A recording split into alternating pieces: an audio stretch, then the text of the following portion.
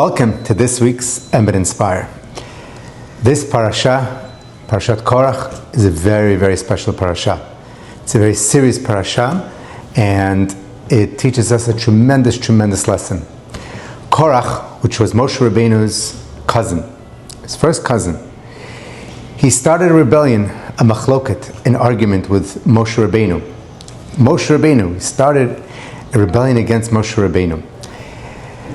Chachamim explained he had great intentions, and when you learn it deeply, there were a lot of great intentions that he had. He even convinced 250 of the heads of the Jewish court, the Sanhedrin, to go with him. He convinced great people to go on his side, and externally, he had great intentions. Internally, our rabbis explain, Chachamim explain, that what was really, really bothering him on a simple level, what was really bothering him was that Moshe Rabbeinu appointed someone who he felt that he shouldn't appoint to be the head of the Levim. He felt he needed to be appointed, and he felt very hurt, and he felt his honor was slighted. Because of that, he made a major, major rebellion. And the end of that rebellion was very, very bad for him and all of his people. In the end, we know the story, what happened. He was swallowed up, and his whole family was swallowed up from the ground, under the ground. It's unbelievable. The rabbis ask, his children, the babies, were even swallowed up. So the rabbis ask, what did they do wrong? So the rabbis say, very, very, very, very powerful message. It says that machloket, arguments, even if it's done for the right reasons, and even if externally you think it's done for the right reasons, deep inside he was arguing because of honor.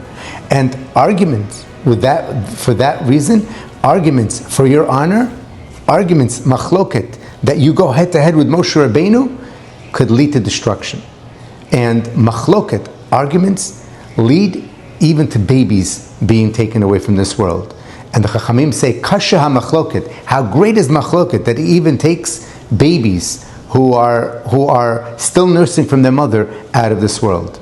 So one lesson we can learn from here is that to stay away from arguments, you have to stay away from arguments.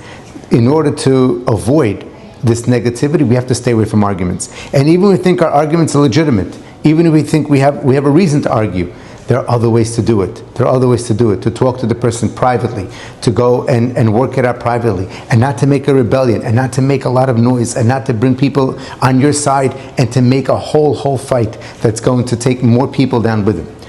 And how much more so that the Jewish people right now, we need shalom, we need peace. We need peace because we have enough people who want to hurt us. So Hashem should give us a bracha, that if we have something that we want to argue about with somebody, can be our spouses, can be our children, can be our relatives, can be a boss, can be our friend, can be a coworker, to deal with it in a very, very respectful way, and to deal with it in a very low-key way, one-on-one, rather than bringing a whole argument and a whole fight.